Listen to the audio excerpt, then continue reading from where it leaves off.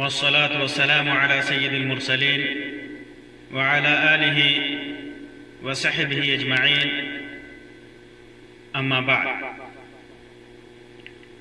محترم سامعین و ناظرین، آج کی اس مجلس میں آپ کے سامنے ایک ایسے واقعے کا ذکر کرنا چاہتا ہوں جس واقعے نے مسلمانوں کے اوپر بعض مسائل کو نہایت ہی آسان بنا دیا، اور اس واقعے سے ایک پورے خاندان کی فضیلت اور برکت کو مومنوں کے سامنے واضح کر دیا۔ اور وہ واقعہ ہے ایک لڑائی اور ایک غزوے سے واپسی کے وقت کا۔ عائشہ رضی اللہ تعالی عنہ بیان فرماتی ہیں۔ اس روایت کو امام بخاری، امام مسلم اور دیگر محدثین نے کہیں تفصیل کے ساتھ اور کہیں اختصاراً ذکر کیا ہے۔ عائشہ رضی اللہ تعالیٰ عنہ فرماتی ہیں کہ بعض سفر میں اللہ کے رسول صلی اللہ علیہ وسلم کے ساتھ تھی۔ اس سفر کا نام غزوہ بنی المصطلق، جو سن 6 ہجری میں واقع ہوا تھا۔ اور اللہ کے رسول صلی اللہ علیہ وسلم کی عادت تھی، جیسا کہ روایتوں میں ہے، کہ جب آپ سفر پہ نکلتے تو اپنے بیویوں کے درمیان قرآن اندازی کرتے، جس کا نام آتا اس کو ساتھ لے کر کے جاتے۔ تو سن 6 ہجری میں اللہ کے رسول صلی اللہ علیہ وسلم کے ساتھ عائشہ رضی اللہ تعالیٰ عنہ غزوہ بنی المصطلق میں شامل تھی۔ فرماتی ہیں کہ جب ہم مقام بیدا یا ذات الجیش پر پہنچے، مقام بیدا کے سلسلے میں علماء کا اختلاف ہے کہ وہ کہاں پڑتا ہے بالضبط۔ بعض علماء نے لکھا ہے کہ مدینہ اور خیبر کے درمیان ایک جگہ کا نام ہے، اور بعض نے لکھا ہے اور زیادہ راجح یہی ہے مدینہ اور مکہ کے درمیان ہے، ذوالحلیفہ کے پاس ہے، اور ذات الجیش ذوالحلیفہ کے پیچھے پڑتا ہے۔ فرماتی ہیں کہ جب ہم مقام بیدا یا ذات الجیش پر پہنچے تو میرا ایک ہار کھو گیا۔ وہ ہار پہنی ہوئی تھی، وہ ہار کھو گیا۔ بعض روایتوں میں آتا ہے کہ یہ ہار انہوں نے جاتے وقت اپنی بہن اسماء بنت ابی بکر رضی اللہ عنہ سے لیا تھا، لے کر کے اسے پہنا تھا۔ یہ ہار اسماء رضی اللہ تعالیٰ عنہ کا تھا۔ تو کہتی ہیں کہ وہ ہار کھو گیا۔ تو پھر رسول اکرم صلی اللہ علیہ وسلم اس کی تلاش میں وہیں ٹھہر گئے، اور لوگ بھی، فوج کے سارے لوگ اللہ کے رسول صلی اللہ علیہ وسلم کے ساتھ وہیں ٹھہر گئے۔ لوگوں کے پاس پانی نہیں تھا، اور آس پاس بھی قریب میں بھی کوئی پانی کی جگہ نہیں تھی، ایسی جگہ نہیں تھی جہاں پانی ہو، یعنی بلا پانی والی جگہ پر ٹھہر گئے۔ آس پاس میں بھی پانی نہیں تھا۔ بعض روایتوں میں آتا ہے، جیسے کہ صحیحین کی روایت میں ہے، کہ نماز کا وقت ہو گیا، نماز کا فَأَدْرَكَتْهُمُ الصَّلَاةُ وَلَيْسَ مَعَهُمْ مَاءٌ، نماز کا وقت ہو گیا، لوگوں کے ساتھ پانی نہیں تھا۔ فَصَلُّوا، تو انہوں نے بغیر وضو کے نماز پڑھ لیا۔ پھر اس کی شکایت اللہ کے رسول صلی اللہ علیہ وسلم تک کی کہ ہمارے پاس پانی نہیں ہے، پانی آس پاس بھی کہیں نہیں ہے، تو کیا کریں؟ اور بعض روایتوں میں آتا ہے کہ لوگ ابو بکر رضی اللہ تعالیٰ عنہ کے پاس آئے اور کہا کہ عائشہ رضی اللہ عنہ نے کیا کام کیا، ان کی ایک غلطی کی وجہ سے رسول اکرم صلی اللہ علیہ وسلم اور تمام لوگوں کو ٹھہرا دیا ہے، سب کو روک رکھا ہے، سب کو پریشان کر رکھا ہے، لوگوں کے پاس پانی بھی نہیں ہے اور آس پاس بھی پانی نہیں ہے، کہاں سے وضو کریں، کہاں کیا کریں۔ تو ابو بکر رضی اللہ تعالیٰ عنہ، عائشہ رضی اللہ تعالیٰ عنہ فرماتی ہیں کہ ابو بکر رضی اللہ تعالیٰ عنہ ان کے پاس آئے اور بہت زیادہ خفا ہوئے. عائشہ رضی اللہ تعالیٰ عنہ کے پاس آئے اور بہت زیادہ خفا ہوئے. اور جب وہ آئے ابو بکر رضی اللہ تعالیٰ عنہ تو عائشہ رضی اللہ تعالیٰ عنہ فرماتی ہیں کہ اللہ کے رسول صلی اللہ علیہ وسلم کا سر میرے پیر پہ تھا، یعنی آپ کے زانوں پر تھا. عائشہ رضی اللہ تعالیٰ عنہ کے زانوں پہ، ران پہ سر رکھ کر کے اللہ کے رسول صلی اللہ علیہ وسلم آرام فرما رہے تھے. خوب ابو بکر صدیق رضی اللہ تعالیٰ عنہ نے اپنی بیٹی عائشہ رضی اللہ تعالیٰ عنہ کو خوب کھری کھوٹی سنائی. کہا کہ تو نے کیا لوگوں کو پریشان کر رکھا ہے، لوگ پریشانی میں ہیں، لوگوں کے پاس پانی نہیں ہے. تو اتنے ہی پر بس نہیں کی، بلکہ عائشہ رضی اللہ تعالیٰ عنہ فرماتی کہ میرے کمر میں چوکے بھی لگا، اپنی انگلی سے ٹھوکے بھی لگا، اور فرماتی ہیں کہ چونکہ اللہ کے رسول صلی اللہ علیہ وسلم کا سر مبارک میری ران پر تھا، اس وجہ سے میں حرکت نہیں کر سکتی تھی کہ ایسا نہ ہو کہ اللہ کے رسول صلی اللہ علیہ وسلم کو پریشانی ہو اور آپ بیدار ہو جائیں. حرکت نہیں کر سکتی تھی. لیکن پھر جب صبح کی نماز ہوئی، صبح کے وقت نماز کا وقت ہوا تو اللہ کے رسول صلی اللہ علیہ وسلم بیدار ہوئے اور پانی کا پتہ تک نہیں تھا. تو ایسے موقع سے اللہ تبارک و تعالی نے تیمم کی آیت نازل فرمائی. تیمم کی آیت نازل فرمائی. اور تیمم کی آیت کیا ہے؟ مشہور آیت ہے سورۃ المائدہ کے اندر، جس کے اندر اللہ تبارک و تعالی نے وضو کا حکم دیا ہے. اعوذ باللہ من الشیطان الرجیم. یا ایھا الذین آمنوا اذا قمتم الى الصلاة فاغسلوا وجوهکم وایدیکم الى المرافق وامسحوا برؤوسکم وارجلکم الى الکعبین.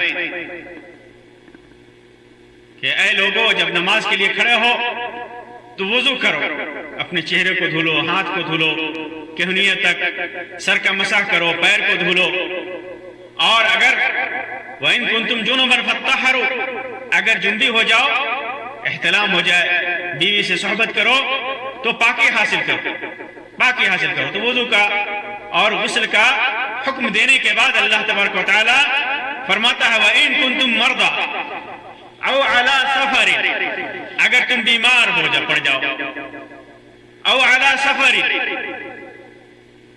یا سفر پہ ہو، ایسی بیماری جس کے اندر پانی کے استعمال سے نقصان ہوتا ہو، زخم ہو یا ایسی بیماری ہو جس میں پانی کے استعمال پر آدمی قادر نہ ہو، پانی کا استعمال کرے گا تو بیماری بڑھنے کا خطرہ ہو، موت کا خطرہ ہو، جان پر بن آئے، ایسی بیماری، یا سفر کی حالت میں ہو، او جاء احد منکم من الغائط، قضاء حاجت کرتا ہو، او لامستم النساء، بیوی سے مجامعت کرتا ہو، بیوی سے صحبت کرتا ہو، فلم تجدوا ماء، اور ایسی حالت میں پانی نہ ملے، تم پانی نہ پاؤ، فتیمموا صعیدا طیبا، تو پاک مٹی سے تیمم کر لو، فامسحوا بوجوہکم وایدیکم منہ، پاک مٹی سے مسح کرو، ہاتھ کو مٹی میں مارو اور اسی ہاتھ کی مٹی سے اپنے چہرے پر اور اپنے دونوں ہتھیلیوں پر بھی مسح کرو. ایک ہی بار روایتوں میں آتا ہے ضربۃ واحدہ،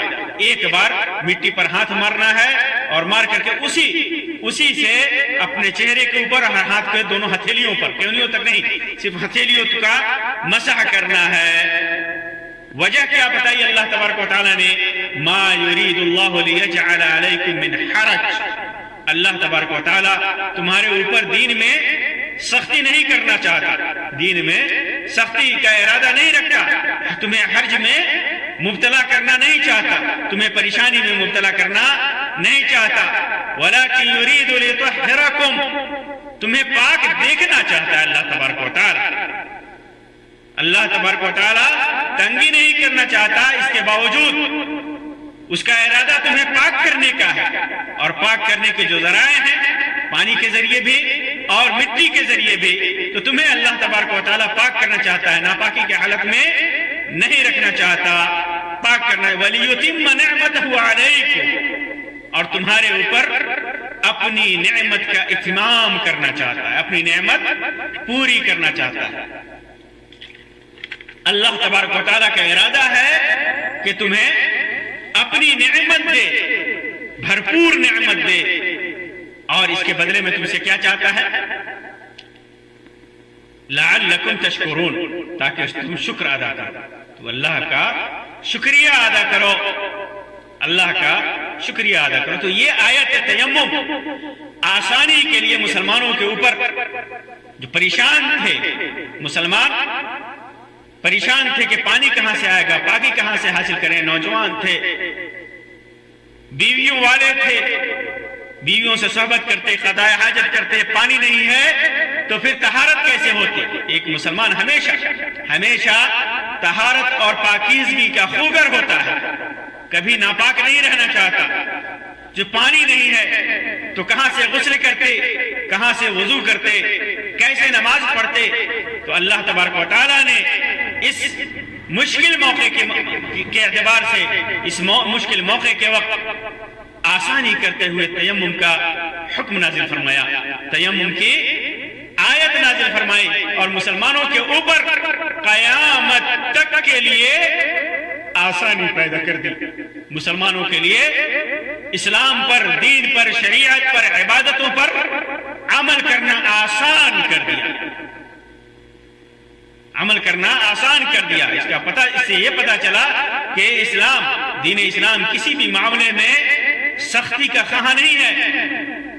مسلمانوں کے اوپر، انسان کے اوپر اسلام کبھی سختی نہیں کرتا، ہر معاملے میں آسانی دے رکھی ہے، سہولت دے رکھی ہے۔ یہ جب آیت نازل ہوئی تو جو صحابی رسول تھے اسید ابن حضیر،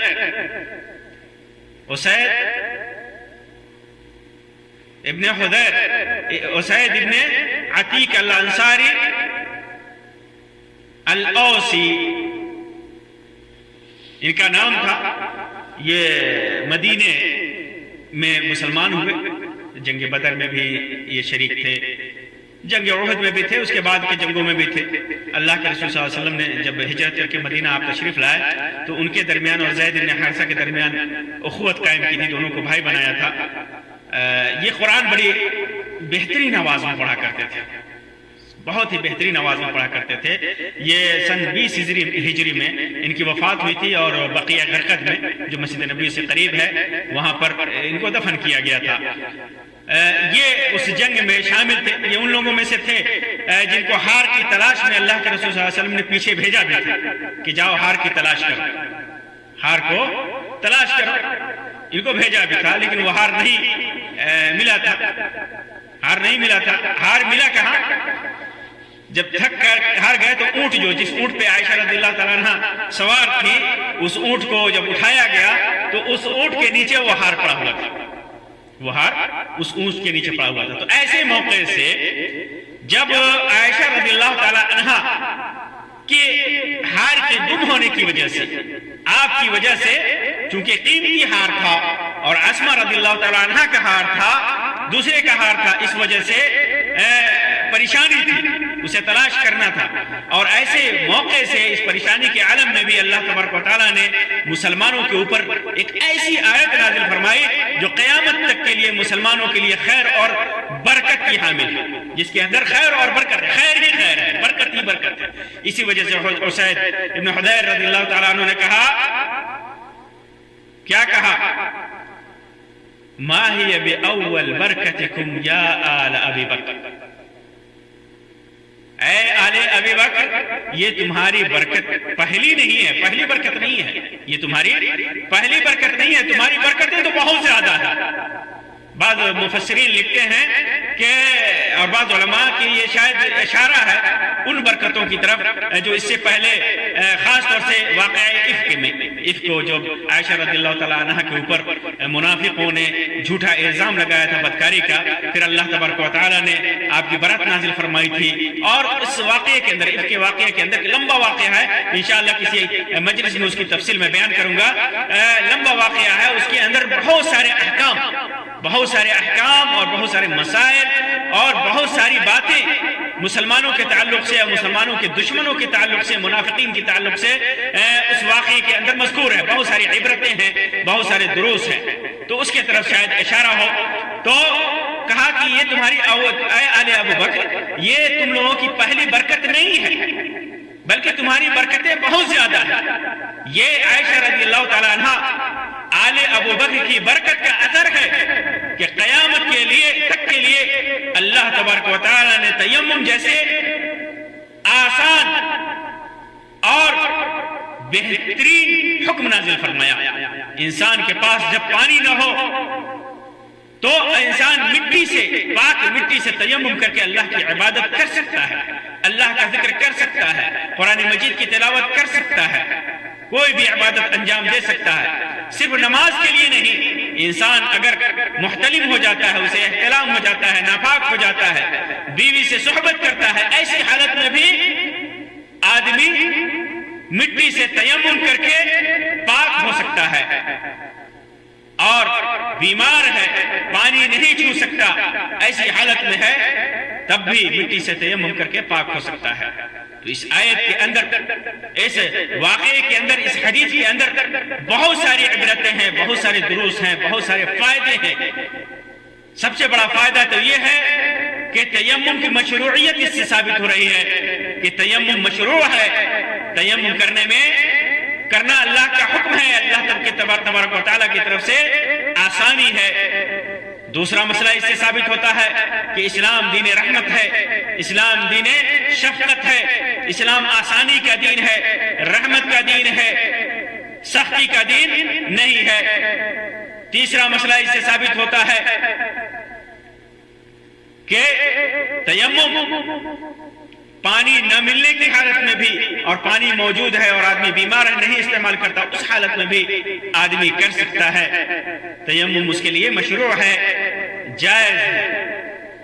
ایک اور مسئلہ ثابت ہوا کہ انسان سفر پہ جائے، جنگ پہ جائے تو اپنی بعض بیویوں کو ساتھ رکھ سکتا ہے.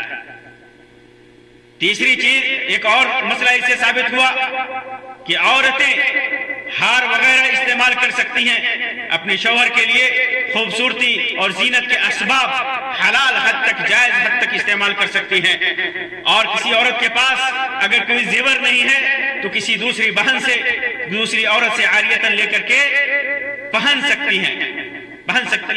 ایک اور مسئلہ اس سے ثابت ہوا کہ لڑکی اگر اپنے شوہر کے ساتھ ہو تو اس کا باپ اس کے پاس جا سکتا ہے، اگر اس کی رضامندی ہے تو باپ اپنی بیٹی اور اپنے داماد کے سامنے جا سکتا ہے، اس کے روم میں جا سکتا ہے، گھر میں جا سکتا ہے، اس کے پاس جا سکتا ہے. سے یہ بھی ثابت ہوا. ایک اور مسئلہ اس سے ثابت ہوا کہ ابو بکر رضی اللہ تعالی عنہ کہ آل و اولاد کی برکت بہت زیادہ ہے. یہ خلیفہ اول، خلیفہ اعظم، اللہ کے رسول صلی اللہ علیہ وسلم کے بعد امام اعظم، سید الصحابہ کا مقام و مرتبہ اس سے پتہ چلتا ہے، اور ان کی آل و اولاد کا پتہ چلتا ہے. انہی لوگوں کے سلسلے میں، سارے صحابہ کرام کے سلسلے میں اللہ تعالیٰ نے فرمایا رضی اللہ عنہم ورضوا عنہ، اللہ ان سے راضی ہو گیا، اور یہ اللہ تبارک و تعالیٰ کے فیصلے سے راضی ہوتے ہیں، اللہ تبارک و تعالیٰ کی رحمت اور نعمت سے راضی ہوتے ہیں. اور خاص طور سے سید الصحابہ، خلیفہ اول، خلیفہ اعظم ابو بکر صدیق رضی اللہ تعالیٰ عنہ، یہ ان لوگوں پر رد بھی ہے جو صحابہ کرام کو گالی دیتے ہیں، اور خاص طور سے ابو بکر صدیق رضی اللہ تعالیٰ عنہ کو گالی دیتے ہیں. اللہ کی لعنت ہو ان کے اوپر. اس جلیل القدر صحابی اور ان کی آل و اولاد کو گالی دینے پر اللہ کی لعنت ہو، کروڑوں کروڑ لعنت ہو ان کے اوپر۔ اس حدیث میں عائشہ رضی اللہ تعالی عنہ کی فضیلت بھی ثابت ہوتی ہے، عائشہ رضی اللہ تعالی عنہ کی برکت بھی ثابت ہوتی ہے، اور بہت سارے مسائل جو امت کے اوپر آسانی ان کے اندر کی گئی، بہت سارے احکام، بہت ساری مشکلیں، احکام نازل ہوئے اور مشکلیں آسان ہوئے عائشہ رضی اللہ تعالی عنہ کی وجہ سے۔ اللہ ان سے راضی ہے، یہ اللہ سے راضی ہے۔ ان کو بھی امت کا ایک گروہ اللہ کی لعنت ہو ان کے اوپر گالی دیتا ہے، ان کے اوپر عیب لگاتا ہے، ان کی بعض اجتہادات کو سامنے رکھ کر کے انہیں عیب دار کرنے کی کوشش کرتا ہے۔ اسی وجہ سے منافقوں کے اوپر اللہ کی لعنت ہوئی کہ انہوں نے ان کے سلسلے میں جھوٹ باندھا، ان کے اوپر بدکاری کا الزام لگایا، جبکہ اللہ تبارک و تعالیٰ نے ان کی برکت کا اثر ہے اور ان کی فضیلت کا جیتا جاگتا ثبوت ہے کہ 7 آسمانوں کے اوپر سے اللہ تبارک و تعالیٰ نے ان کی برات نازل کی، ان کی پاک دامنی کی گواہی دی۔ یہ دنیا میں بہت کم دیکھنے کو ملتا ہے کہ کسی کی عورت کی پاک دامنی کی گواہی اللہ تبارک و تعالیٰ نے خود دی ہو، اور ایسی بھی گواہی کہ اس وقت سے لے کر قیامت تک اس گواہی کی تلاوت کروڑ انسان کریں گے، اور اس گواہی کی تلاوت پر انسان ثواب کا اور اجر کا مستحق ہوگا۔ تو آپ سمجھ لیجئے کہ اس نفس قدسیہ کے لیے، اس پاک دامن عورت کے لیے بدزبانی کرنے والے کے اوپر کتنی لعنت ہوتی ہوگی، کتنی لعنت ہوتی ہوگی۔ اللہ کی لعنت، فرشتوں کی لعنت، مومنین کی لعنت، سب کی لعنت ان کے اوپر ہوتی ہوگی۔ ان کی شان میں گستاخی کرنے والوں کے اوپر بہت بڑی لعنت ہوتی ہوگی۔ یہ ام المومنین ہے، ہم مومنوں کی ماں ہیں۔ ان کی شان کی عظمت اور ان کی شان کی عظمت کا بیان رب کائنات نے کی ہے، رب ذوالجلال والاکرام نے کی ہے۔ اللہ تبارک و تعالیٰ سے دعا ہے کہ اللہ تبارک و تعالیٰ ہمارے لیے دین کو آسان کرتا رہے۔ جو آسانی پیدا کی ہے اللہ تبارک و تعالیٰ ان آسانیوں پر عمل کرنے کی توفیق عطا فرمائے۔ اللہ تبارک و تعالیٰ نیک اعمال کی توفیق عطا فرمائے۔ اپنے نبی کی اپنی محبت، اپنے نبی کی محبت، اپنے نبی کے صحابہ کی محبت اور آل و اولاد کی محبت ہمارے دلوں میں بسا دے۔ اللہ تبارک و تعالیٰ ہمارا حشر کرے تو ان صحابہ کرام اور شہداء انبیاء کے ساتھ ہمارا حشر کرے۔ آمین یا رب العالمین۔ وآخر دعوانا ان الحمدللہ رب العالمین، وصلی اللہ علی خیر خلقہ وسلم، والسلام علیکم ورحمۃ اللہ وبرکاتہ۔